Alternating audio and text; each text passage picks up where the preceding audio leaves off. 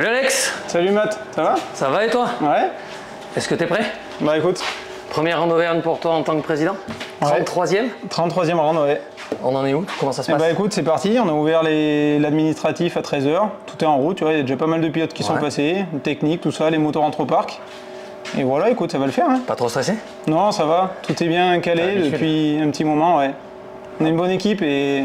Combien de bénévoles là sur le week-end? Là, on va être à 600 bénévoles quasiment, presque un par pilote. C'est énorme, c'est la fête de la moto en Berlin. C'est ça. Eh bien écoute, merci pour le café. Un petit café. Et puis on va aller, à mon avis, on a du boulot tout le long du week-end. Ouais, j'ai un petit peu 2-3 trucs à faire. Je te laisse présenter le quartier, tu connais bien, je crois. On devrait s'en sortir. Allez, à tout à l'heure. Bon courage, à tout à l'heure. Ciao. Et oui, comme l'a dit Alexandre Astier, nouveau président du Motoclub du Livradois pour cette 33e édition de la Rando Auvergne. On va partir à la découverte d'Ambert. Vous le savez, je suis d'ici, ça me fait plaisir de faire une course à la maison. Je vais vous faire découvrir mon pays avec des prises de vue incroyables. A tout de suite.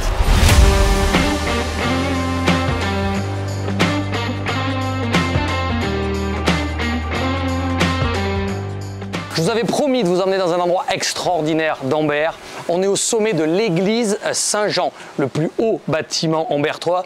Le bâtiment ambertois le plus connu, c'est la Mairie Ronde, qu'on ira voir évidemment tout à l'heure. Ambert qui accueille la 33e Rando Auvergne.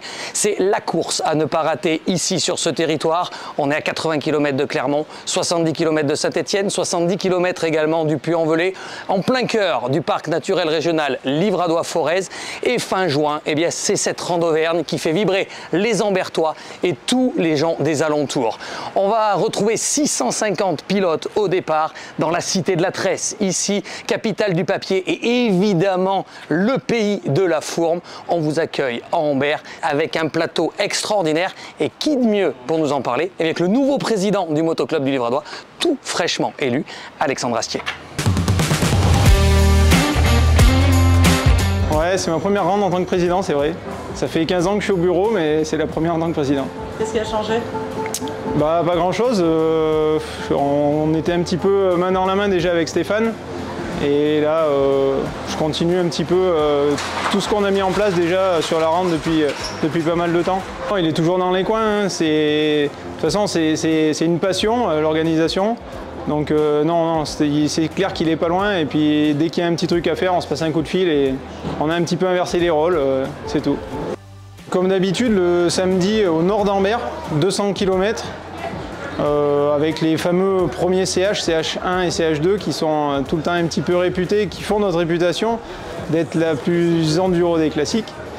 Et voilà, le retour normal sur Ambert avec la spéciale 5 à côté d'Ambert.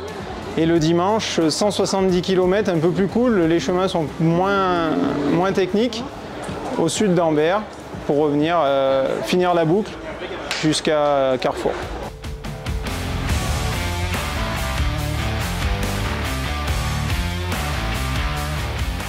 On reste dans ce qu'on sait faire, le classique de la rando, 2 jours de course, 5 spéciales par jour, donc 10 au total. Et c'est vrai que cette année, on a eu des grands prêts, des grands terrains. Donc merci aux agriculteurs qui nous prêtent tout leur terrain. Et là on a fait des grandes spéciales, donc plus de 50 km de spéciales, on est quasiment à 55 km.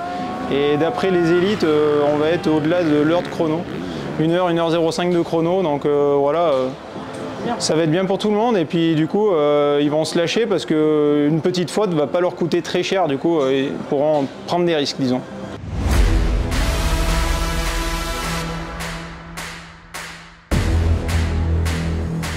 650 pilotes au départ de cette 33e Rando Auvergne et il va falloir être très rapide pour être dans le top 10 ce week-end.